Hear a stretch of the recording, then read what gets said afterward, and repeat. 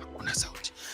Bila shaka ni ndani ya Boda Boda Radio. Mambo yote yako shwari, kila kitu kiko shwari hapa ndani ya show kali. Show inajulikana kama Nduthiman Live, ikiwa inakuja kwako hapa kutoka ndani ya Boda Boda Radio. Na nilikuwa nimekuambia katika the fourth hour tutakuwa tunaingia katika masuala mzima talanta na sanaa. Ikiwa ni siku ya Friday, talanta na sanaa yetu hapa ni kuhakikisha kwamba tumekupakulia, tukapakua, tukahakikisha kila kitu kinakwenda shwari. Anaingia hapa mgeni ambaye tulikuwa tumetarajia aliingia mapema. Najua tunasemanga hapa ndani ya Boda Boda Radio mgeni anafaa kufika mapema on time. Na wale wasanii ambao wanakuanga serious wanafika mapema. Na naona tayari ashaingia hapa Maggie Ireri. Maggie, karibu ndani ya Boda Boda Radio. Asante sana. Hi. Thank you. Hujakunywa chai? Nimekunywa. Aha, mambo iko namna gani? Mambo iko fiti. Muziki iko namna gani pale nje? Iko poa. Iko sawa? Iko sawa kabisa. Hiyo kibao ambacho imetoka pengine wale ambao walikuwa wanasikiliza ndio chake Maggie Ireri na ndio Maggie mwenyewe, unajua nao putting the name to the face. Nao ndio huyu sasa Maggie Ireri. Yes. Mimi nakujua, lakini kuna wengi ambao wako ndani ya Boda Boda Radio hapa pengine hawakujui. Hebu jipatie pale introduction. Maggie Ireri ni nani?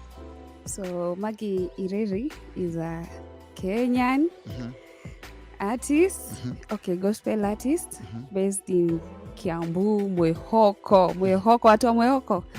Yeah, anatoka Mwehoko, Kiambu, specifically Githurai, Mwehoko, yeah. Githurai, maeneo ya Mwehoko pale. Mwehoko inamaanisha nini by the way? Mwehoko means hope. Mwehoko means hope. Yeah. Watu wa Mwehoko, mtu wenu wako hapa, Maggie Ireri. Okay, Maggie Ireri, pengine wale ambao wangependa kuelewa Maggie Ireri alianza mambo ya muziki, nini limeinspire, alianzia wapi? Tupatie story yako tu. Muziki yako ilianzia wapi? Nini ilikupatia hiyo motisha ya wewe kuingia katika muziki, na nini pia ikakufanya ukachagua? Kuna wengi ambao ni vijana, nimekuwa na msanii hapa kama the last 1 hour anafanya mambo yake katika ulingo wa naitwa namna gani? The secular music. What really motivated you really to get into the gospel music, and how has been the journey so far? Okay, so I started loving music when I was very young. Also, like everyone says, unapenda muziki ukiwa mtoto mdogo.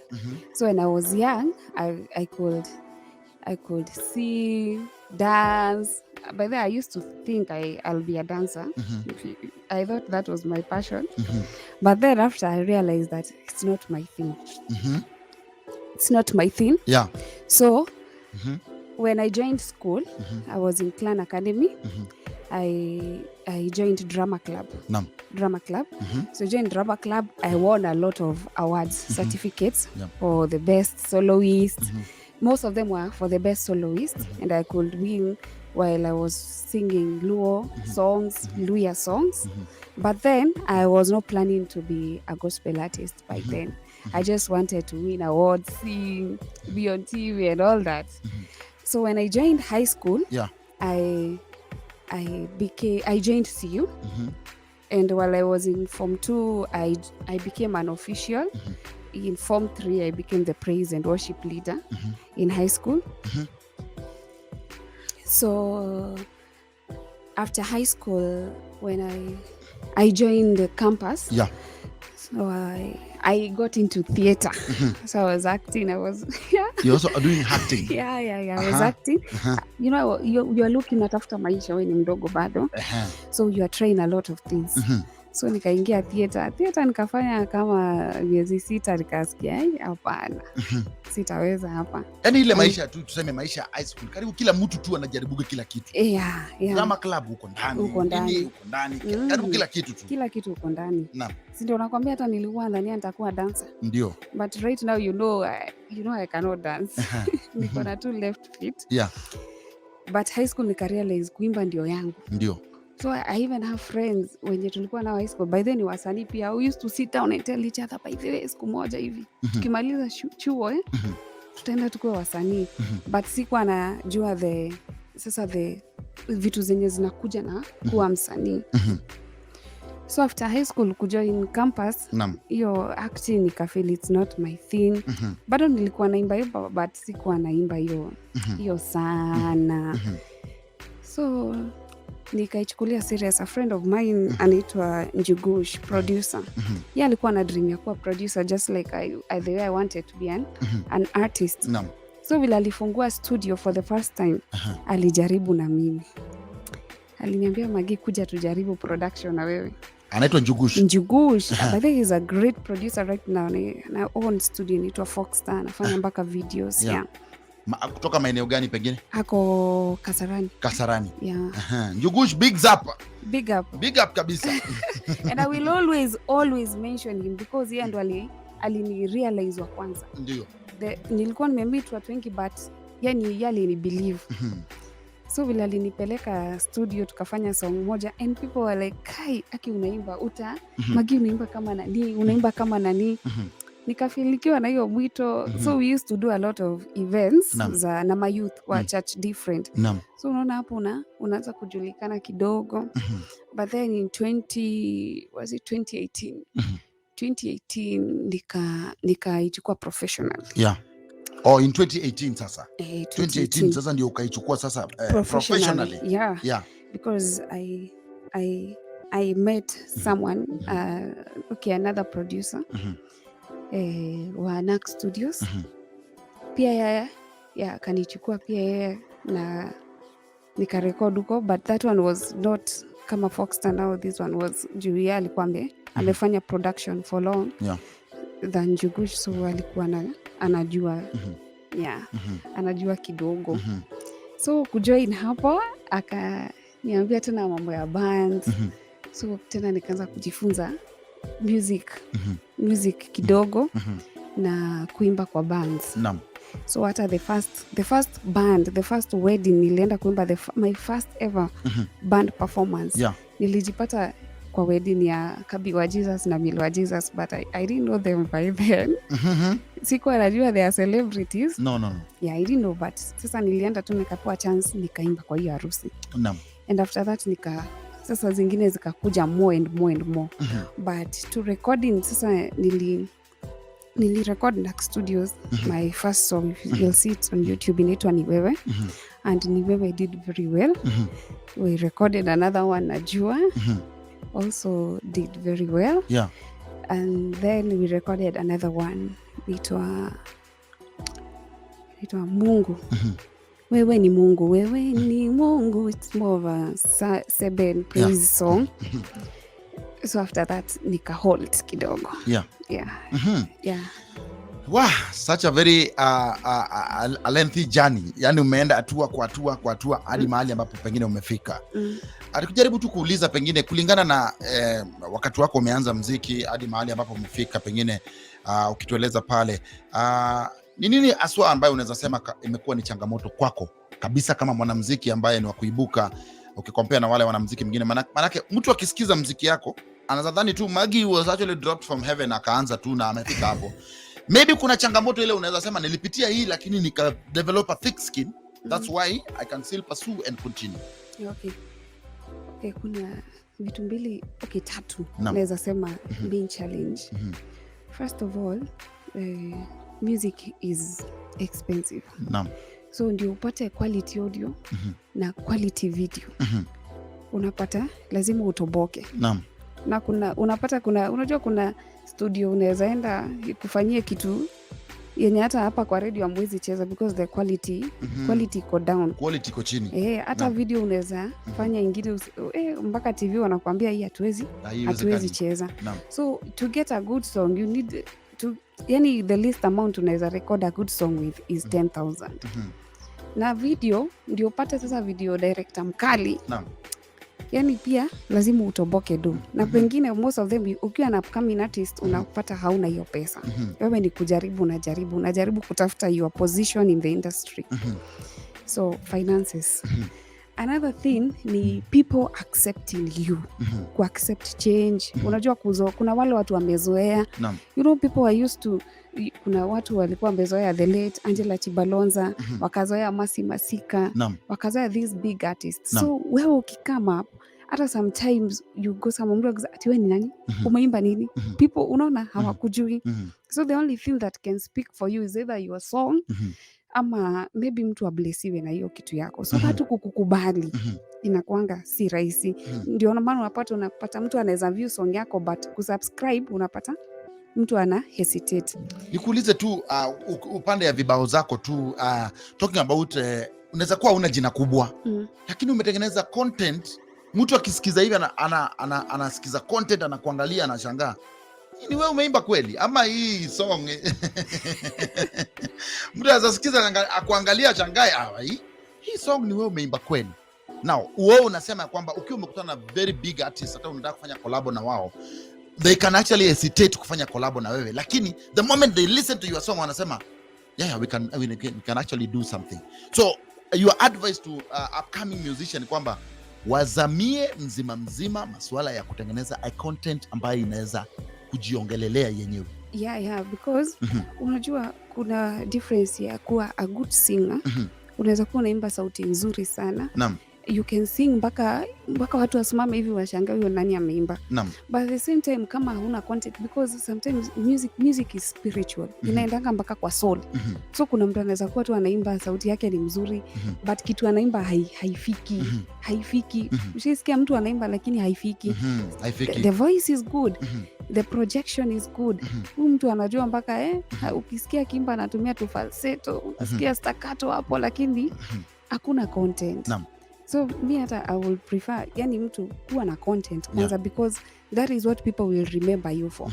Ndio maana unapata watu wengine wanaimba nyimbo na zinaisha. Hazitawahi chezwa tena. Feel like people don't want to listen to it again because it's not a timely song, imeisha. Wasikilizaji ambao pengine unatutazama ama unatusikiliza katika Bodaboda Radio pale, pengine unauliza tuko na nani? Niko na Maggie Ireri, ni msanii muibuka, anakwenda kwa upeo wa juu. Ukiangalia video zake tu pale katika YouTube unaweza kumpata pale, utapata vibao zake nyingi pale. Ningependa kurequest pengine technician wangu pale Eriko aweze kutafutia nyimbo yake Ndani Yako. Ndicho kibao ambacho nikirudi na yeye nitakuwa namuuliza nini ilimuinspire kuandika hii wimbo Ndani Yako, ndani ya Bodaboda Radio. Manake kuna nyimbo nyingi tu pengine Maggie Ireri ameandika, lakini kuna kibao Ndani Yako pale ameimba kwa style ukijaribu kuangalia wakati moja huyu mwimbaji kutoka Tanzania anaitwa nani, Rose Muhando, ukijaribu kuangalia hii video kulingana vile ilishutiwa, inaweza kuwa was it a true story? Hii ni mambo ambayo umepitia ama iko namna gani? Ni story ambayo atakuwa anatupatia baada ya muda usiokuwa mrefu. Ndani Yako, anaitwa Maggie Ireri. Nachukua break kupiga tama la maji, lakini nitarejea baada ya muda usiokuwa mrefu. Usicheze mbali. Ndani yako kuna neema, ndani yako. Ndani yako kuna ushindi, ndani yako. Ndani yako kuna nguvu, ndani yako. Ndani yako kuna uwepo, ndani yako. Ndani yako. Ndani yako. Anaitwa Maggie Ireri pale mazee, kibao Ndani Yako. Kibao imetuchemusha sana hapa ndani ya Bodaboda Radio tukiwa tumechangamka kweli kweli.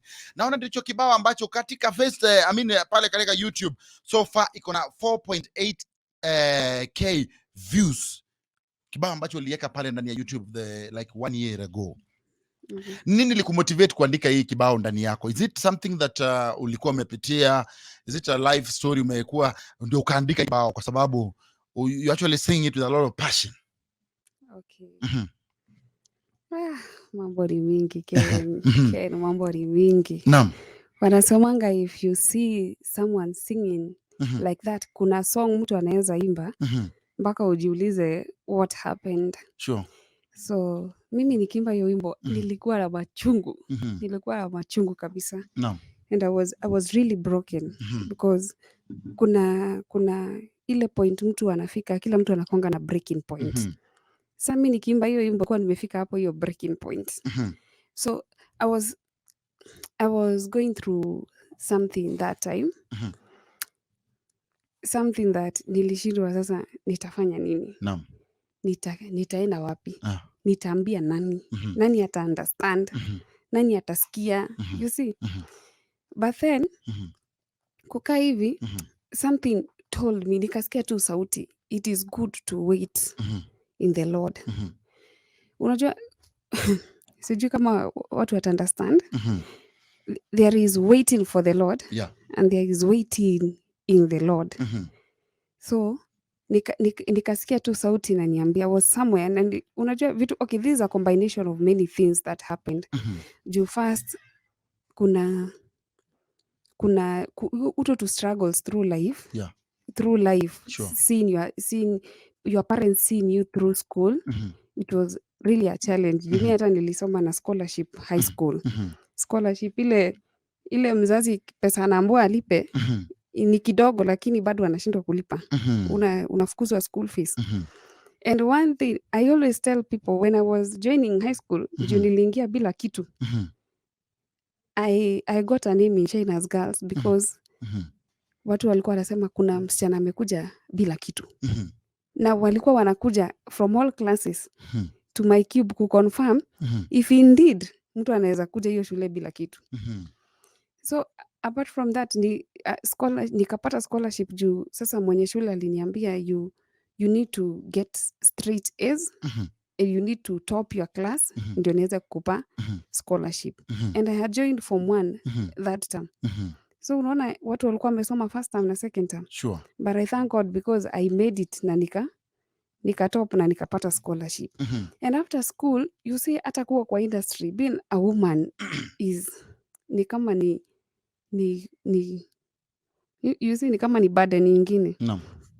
So being a woman in the industry, you'll meet a lot of people. Let me hata niseme a lot of people, a lot of men who are, sasa unajua wanaume mafisi ya? So unaweza patana na jangili na ikwambia anakupenda kabisa, hakuna kitu hawezi kufanyia. Sure. Na you see kuna wale watu wako na ile wanaona they see your star. When they see it, they want to be part of the glory that will be there. So unapata wengine mtu anakwambia this and then they'll end up disappointing you. Which the stage of life of which ukiwa msichana mdogo wengine lazima umpitie and you learn. No. And when something like that happens, you see you are getting backlash even from the family. You do something, say, okay, I'm a mom. I have a baby.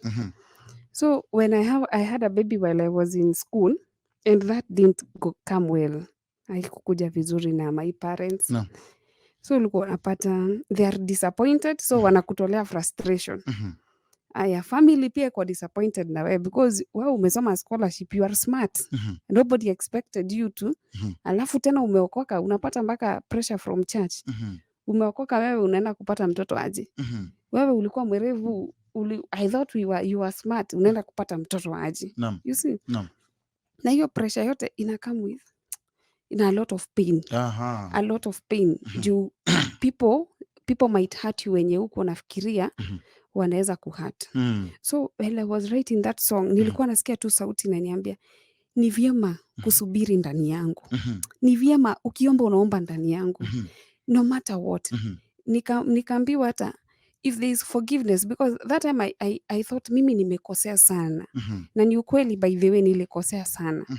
Na nilikuwa shindwa who will forgive me because now I don't know what I can tell my mom. Juu sasa nimemdisappoint, juu hata campus nilikuwa nimeingia na scholarship. Na ndo hiyo kidogo hivi umepatana na fisi. Ndio umepata pale.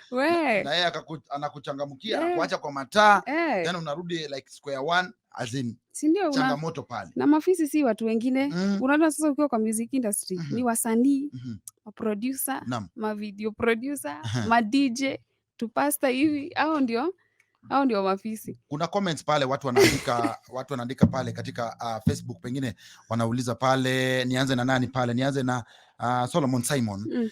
Anasema is Maggie a Miss or a Mrs. Ireri? Swali tu pale.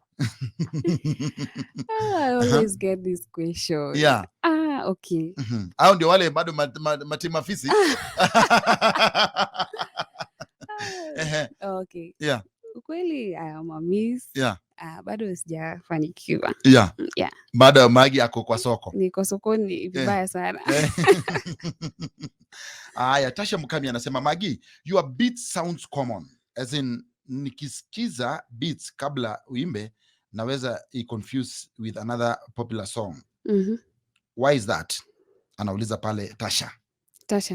Oh, ningetaka kujua na confuse na wimbo ya nani. By the way, Tasha anauliza ana confuse, una confuse like na wimbo gani hivi ndio aweze pengine kujibu pale ama vipi? Yeah. Alafu anasema Maggie, your beats no, hiyo nadhani nimesoma. Alafu pale kwingine Solomon anauliza, my dear, let me tell you something. Watu kujaribu kukufungulia milango haijaanza leo na haitaisha na wewe. So you keep pushing on and pray about it every day. The Lord is so very faithful. Hapo ni very compliments pale. Alafu Mukamia pia anauliza, I like the feeling in Mungu wa ishara.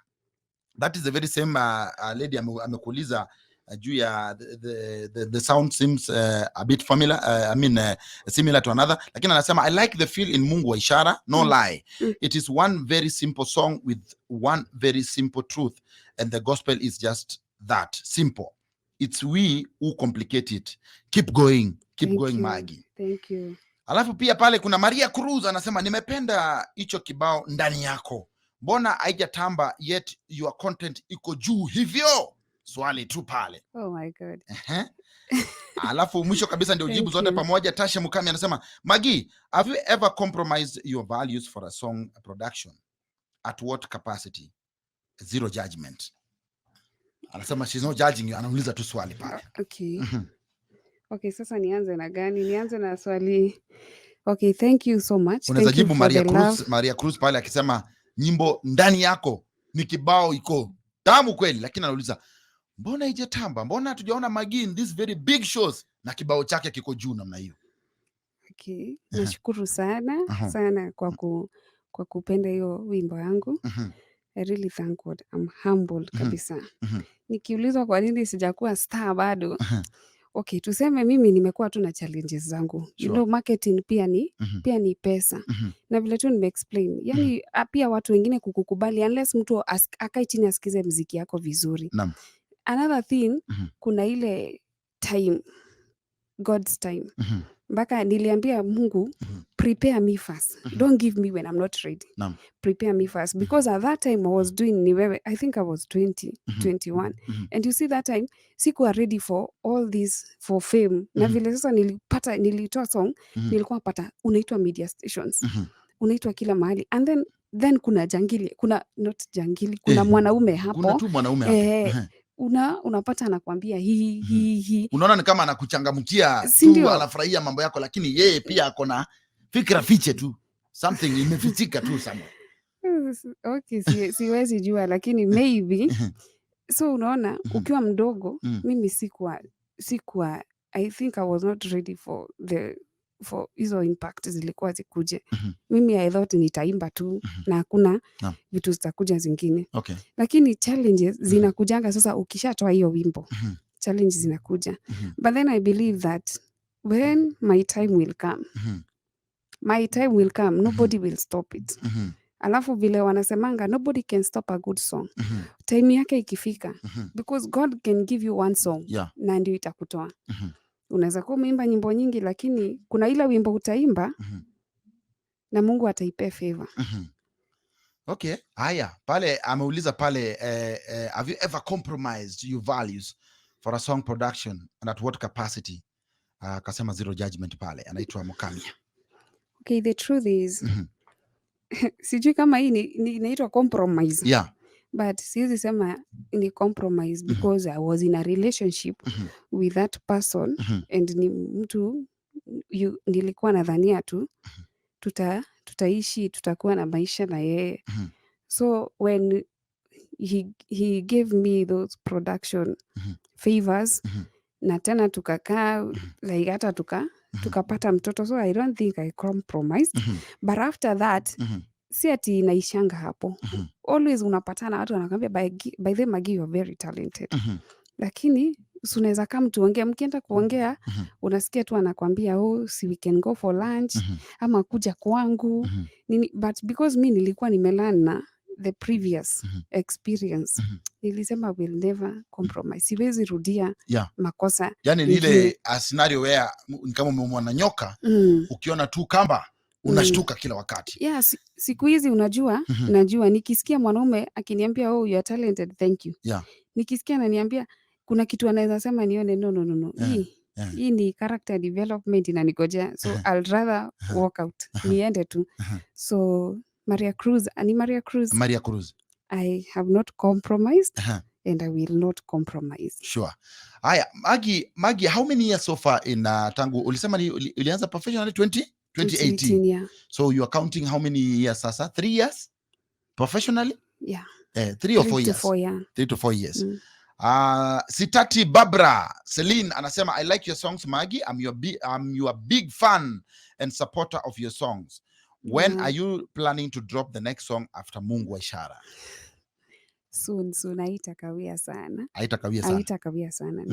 I'll just drop it maybe in 2 months or 1 month. Itakuwa nimefanya. Thank you Barbara. Okay. Most of the gospel musicians Maggie, maybe they derive most of their songs kutoka kwa Biblia, maybe anasoma pale alafu anaandika. Most of your songs where do you get inspiration from? Is it from the same scriptures ama yako pengine inatoka? Kuna wengine wanasemanga mimi nilikuja kwa ndoto na nikaambiwa niimbe hivi na akaenda kaandika hiyo song na ikaanza kuhit. Okay. Mimi kwangu siwezi sema ndoto. Na sometimes part of it ni Biblia na part of it ni experiences. Because like Mungu wa Ishara, when I did Mungu wa Ishara, nilikuwa na you see vile nimeanza Mungu mwenye nguvu mwaminifu wa kutegemewa. That is ni kitu yenye nimeona. Ni kitu nimeona mimi and I can really I can proudly say that mimi God has been on my side. Na kila time nikimtegemea hakuna siku ashaniangusha. And then when you come to the chorus, Mungu wa kweli ni wewe. I wrote that because kama kuna mtu nimeona hawezi sema uongo. Na yeye anasemanga anafanyanga kile amesema. That is God. Because wanadamu wanaweza kudanganya, wanaweza kufrustrate, wanaweza kuambia you know hata sahi there's someone looking at me, anaona watu wakisema ni mzuri lakini deep down maybe anasikia msichana anaimba vibaya. Yani watu wako hivyo. Lakini Mungu ukweli yake it stands. Na kisha kubless amekubless. How have you managed to handle your critics? Kwa sababu si kila mtu anakucelebrate. There are people that hata uifanye nini awe toka hapo wewe. Hakuna kitu hapo. How have you managed to handle that? Kwa sababu kuna watu wakitusiwa kwa Facebook ama wapi, ana give up tu. Anachoka. Okay. Social media it's never a space for those people ambayo wako na faint hearted kind of people. Yeah. Unajua critics either come from someone who hates what you are doing because you do it better than them. Ama kuna wale tu watu wanakuchukia tu bure. Na critics unafaa ujue you can never please everybody. You can't be there. Hakuna siku mtu ataimba useme kila mtu anasema mimi napendanga nyimbo za huyu. Hakutakosa, hawakosangi. So ukishaji accept, kuna ile confidence, you believe in yourself. Unajua wewe ni mzuri, unaimba vizuri. Na hata kama si ati huwezi accept correction, unaweza. Lakini you've done your best. As long as you've done your best. Critics zitakuja, unaweza zichukua zingine, but zingine ni wengine tu ni wa kukuvunja moyo. So mimi zingine na ignore tu, lakini sasa nilikuwa naanza, nilikuwa nasikia vibaya, nilikuwa nalia hata mtu akiniambia kitu, ama unapata ukiwa mdogo, hata ukikosa, ukianza ministry, ukienda mahali ukose kupatia chance ya kuimba, inakuuma mpaka unasema utarudi hiyo kanisa. But talking about that, tangu uanze kuimba pengine ni how many shows pengine umepata? Maggie anajihusisha na pengine how many shows umepata na how did you manage to get those shows? Kwa sababu kuna waimbaji wengi wanakuja hapa wanasema sisi tunaimba lakini you don't even get any show. Nobody, unaenda una request hapa hakuna. How do you get the shows? Na so far imekupeleka namna gani upande wa mfuko? Kwa sababu unajua hata baada ya kuimba si kila mtu anataka kulipa bills. Imekupeleka namna gani? Mimi shows nimekuwa nikifanya but most of them kuna siwezi sema ni big shows zenye ati nitalipa 1 million. But vile nilikuwa na you know me I'm a vocalist. So nafanyanga na bands. So hata shows zenye nimefanya especially za kanisa nimekuwa nikifanya for ministry. Juu saa zingine kwanza especially kama kuna watu si rahisi wakulipe ni kanisa. kanisa sio rahisi. Na kwanza huko kanisa ndio kuna the biggest critics. Kama unataka kuona vita, utaipata. No, it is true. Yeah. Utaipata hapo kanisani. Kama kuna watu wanaweza kunyima chance ya ku explore your talent ni pale kanisani. Hao watu sasa wenye wameokoka wa Kristo. So shows unaweza kosa. Naam. Lakini mimi nimepiga shows nyingi. Hata sijui ni ngapi. Okay. Niulize kama Maggie pengine ako na mentors, maybe mtu yule ambaye unaona kama it's your mentor na ama anything ambayo maana Maggie hii si mwisho yako ya kuimba, bado there are other songs you want to drop. Is there some artists ambayo pengine ungependa kushikana na wao, fanye collabo, uende to the next level na kitu kama hiyo? Nani anakumenta sana, anakuja anakuambia Maggie you are going places, hapa ukufanya poa, hapa iko sawa, tuendelee? Na pia wale artists ambayo pengine unaangalia unaona huyu tukifanya collabo na yeye itakuwa sawa. Okay, mentors. Mimi siwezi sema nimekuwa in contact na these big artists wenye unaweza pata mtu anakuongelesha. But I've had people around me that are very nice. Hata kama wanani criticize, it's honest. I have my director, Aizo Smalls, and my makeup artist, Maggie. Yani hao watu, ushaisikia watu wanakushikilia, watu wanakupenda, watu wanakuambia hapana, wewe change hii song, fanya hivi, fanya hivi. Kuna watu kama hao. And then kuna watu wenye huwa naona wanaimba, nasema aki anaimba vizuri. Nikiwaitaka hata nikuwe kubwa aje, I will just like to be like this one. So kuna watu kama Angel Bernard. Angel Bernard sings very well. Alafu yani her songs are ukisikia song iko na message. Yani tena ye anakuanga guided by the Holy Spirit. Si kuimba tu anaimba. So she's very spiritual when it comes to music. Afu kuna kakitu akonako kasauti kengine akiimba, by the way unaweza sikia ni kama Yesu ako ndani yake. Ameshuka. So Angel Bernard is a good one. Okay. A very good singer. Haya. Sasa nikikuuliza tu Maggie, pengine one of your project ambayo you worked on na baada ya kutoka ili kufeel umefika kabisa with a proper connection with God. Kuna tuka song maybe ulikalia hiyo project wakati ulimaliza, wakati hata wewe mwenyewe ulisikiza hivi. Maana unaweza kuwa umeproduce nyimbo nyingi tu sana. Lakini ukuje kuta kuna nyimbo fulani hata wewe mwenyewe ukiimba unasikia tu hii nyimbo inakufikisha mahali. Which one is that? Ndani yako. Although si haikusonga kama Mungu wa ishara. Mungu wa ishara of course ilisonga. You see, because umechange, kuna vitu umeimprovise, umechange producer, director ameenda on another level. So song ilisonga, of which pia hiyo song uni bless. But ndani yako speaks to me personally. Yani inaniongelea ndani kabisa. Okay. Ndani ya Boda Boda Radio niko na Maggie Ireri, ambapo tuna discuss mambo ya namna vile muziki yake imefanya so far mahali tumefika na mambo kama hayo. By the way, talking about Mungu wa ishara, naona ndio kibao ambacho so far iko almost kufika 10,000 views. Kweli imesonga. Nikuulize tu Maggie, what do you regret? Nini nakufanyanga tu uregret? Kuna kitu tu fulani, either ulienda kwa show fulani ukapiga show, baada ya kupiga show kuna kitu tu mtu ana regret about singing. Ni nini hiyo unaangalianga, ukiangalia nyuma flashback unasema hii kama ingekuwa tu kweli ningepewa another chance, singeenda hii direction? Which one is that? Kitu or that which is your worst moment katika ministry ya singing? Worst moment. Unajua vitu zingine hata ni ngumu kuongelea. Worst moments ni zile worst moment ya kuwa msanii. Ni people think you are perfect. Especially ukiwa gospel artist. People think you're perfect.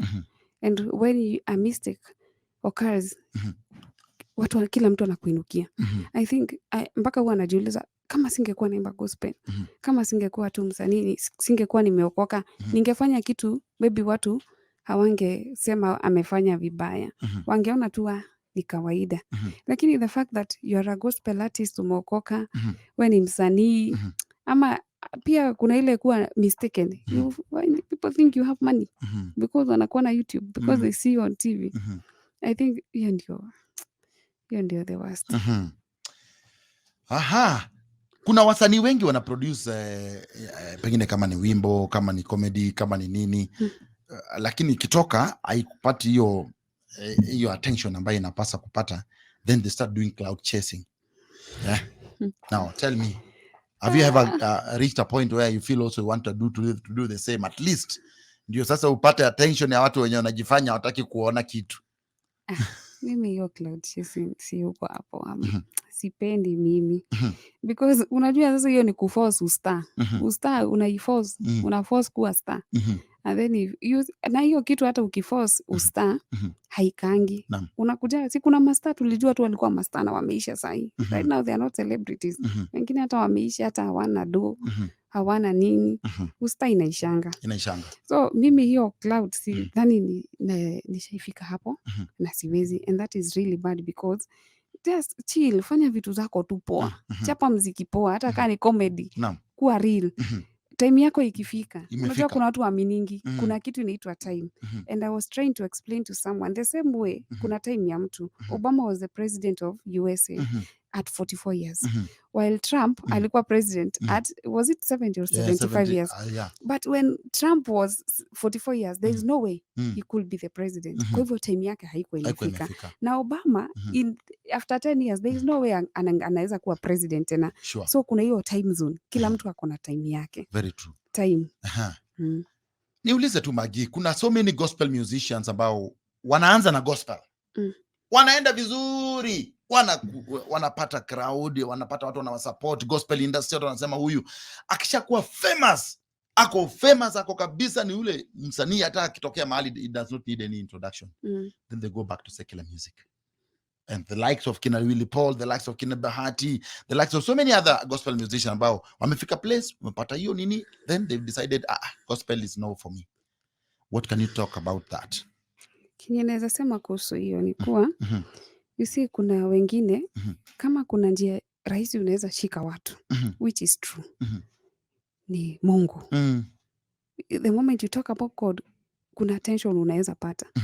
So kuna watu wanatumia hiyo ndio washike watu wengi sana. Alafu the likes of akina Bahati na Willy Paul unajua walipata pesa wakiwa wadogo. Hiyo favor walipata hiyo favor wakiwa wadogo sana. And sometimes when that favor comes ukiwa mdogo, hiyo pressure you don't know how to handle it. Na kuna ingine usta, yani hiyo nini inakuanga imejificha tu ndani. Inangojea tu upate pesa. Ndio uonyeshe your true colors. So mimi siwezi, alafu you see most of them wana blame the industry.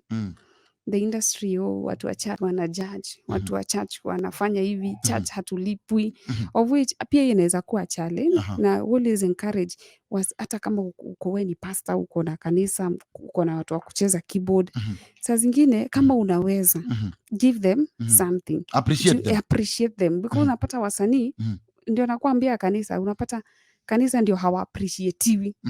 So unapata mtu anaenda mahali ana appreciatiwa, mahali kuna excellence. That's why you find even in church, because Ken, you know me, unapata kanisa watu muziki ya kanisa unapata vile inachapwa ni kama ni mchezo. Because the keyboard mara zinachezwa vile watu wanachukuliwa kimzaa tu pale. Lakini ukipata huku nje music is serious. Huku nje watu wanataka quality. Naona time imeenda, imesalia dakika 3 tu tumalize kipindi. Niulize tu pengine swali tu ya mwisho. What is wrong with the Kenyan gospel music that you realize compare saizi either a Nigerian gospel musician akija hapa watu wanawachangamkia sana, ama Mtanzania ama nini? What is happening with the Kenyan gospel music that you feel like the Kenyan gospel musicians are not highly appreciated or celebrated when you compare them with the other East or Central African gospel musicians? Unajua kitu inasumbua Kenyan gospel artists ni cloud chasing. Unajua watu wanakuja kuembrace hiyo kitu, of which if you listen, hata utafute mambo ya ada huko majuu, hata uwezi ona hizo scandals or za Sinach, hata uwezi ona za Don Moen, hakuna hiyo manini. So Kenya wamezesha watu cloud chasing scandals. So unaona mtu tu anasema mimi siwezi lipa show ya huyu, mimi siwezi sikiza muziki ya huyu. So unapata watu wanaboeka. Lakini pia kuna watu wengine, I think hiyo colonization, hiyo inaitwa ni colonialism. Yani people still think that muziki ya majuu ndio mzuri kuliko African music. Wamekuwa brainwashed. So when you sing Kiswahili or you sing even in your mother tongue, wanaona huyu ni mshamba ama hii muziki yake haifiki. Okay. Namalizia tu kwa comment mbili hapa ya anasema Mkamia pale, what are you doing to set yourself apart from the other clique of artists in the industry and where does your uniqueness lie? Alafu Solomon anauliza pale, cloud chasing is not necessarily bad, it's all about the end goal and how you go about it. Cloud iko na mpangilio uzaa matunda, so erevuka and go about it, all different and positive. Pengine tu ukijibu tu kwa sekunde tu kadhaa, manake naona time ya mwanahabari imefika. Alafu pia utuambia maneno ya mwisho ukiangalia ile kamera, na uangeleshe watu watakupata wapi, social media zako ni gani, wanaweza kusubscribe vipi, tukimalizia tu Maggie. Okay, let me say this. Now I'll be very straight with this. If you're a gospel artist, sidhani unahitaji cloud chasing. Alafu pia kama unapata watu wanauliza kama wewe ni msanii wa gospel ama secular, then you are not gospel. You are not gospel. Kama watu wanaweza ulizana, wewe uko wapi? And then kama mtu anafeel kuacha gospel when waliacha nini, hatuwezi washinda, we cannot keep on talking about them. Why mourn Saul and David has already been anointed? You see? Alafu, yes, because God is raising another generation that will worship him in spirit and in truth. The thing that huwa anafanya ndio kuji keep apart ni me, I pray a lot. Na alafu I have a personal relationship with God that does not involve the industry or the church. So hiyo kupray na kujua urafiki wako na Mungu umetoana wapi, I think hiyo iwezi kufanya una just two things kimaembe. So my social media handles, naitwa Maggie Ireri Facebook, IG naitwa Ireri Margaret, Twitter Maggie Ireri, YouTube Maggie Ireri. Okay. Kwa hivyo watu watafute Maggie Ireri katika hizo channels zote, alafu waweze kumsupport pale mwanamuziki. Niseme asante sana Maggie Ireri kwa sababu ya kuja katika studio zetu za Boda Boda Radio. Thank you. Na siku nyingine pia tutakualika tena utuambie the progress of your music, mahali ambapo umefika, lakini tunakuombea zaidi uende zaidi. Thank you. Niseme shukrani za dhati kwa wewe msikilizaji, mtazamaji ambaye uliungana pamoja nasi kutoka saa 12 hadi sasa. Nashukuru sana kwa wote, ikiwe ni Christopher Sitati, Mutwara, Jacob, Samuel, kila mtu wote, Kisina Solomon, Simon, Natasha Mukamia, wote nasema asante zangu za dhati sana. Asante kwa sababu ya msanii Pinches Juma ambaye pia alikuwa nasi hapa asubuhi. Mungu awabariki sana. Usikose kuungana nasi tena siku ya Jumatatu, mimi pamoja na mwenzangu Mbuzi Sela hapa ndani ya Boda Boda Radio, tukikupeleka katika upeo huo wa juu. Naona mwanahabari ashaingia Shishia, Winnie Shishia, kukuletea kurunzi ya Boda Boda Radio. Hadi siku ya Monday, endelea kusikiliza Boda Boda Radio, burudani itaendelea, lakini siku ya Monday saa 12 tutakuwa hapa kama kawa. Kutoka kwangu Chairman Ken, niseme kwa heri na asante sana. Uwe na wikendi ya kukata na shoka.